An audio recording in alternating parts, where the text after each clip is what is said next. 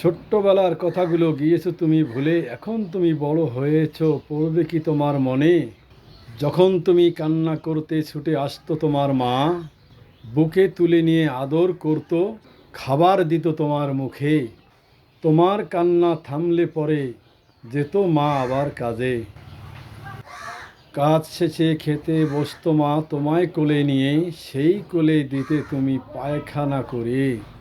পায়খানা কোলে নিয়ে খাওয়া খাওয়া খেত মা তোমায় কোলে নিয়ে। সেসব কথা গেছো ভুলে, ভুলবে তো নাই যে তোমার মনে। এখন তুমি বড় হয়েছো, যাও যদি তুমি কোথাও দূরে, এখনো বসে মা ভাবে, আসবে খোকা কখন জানি ফিরে।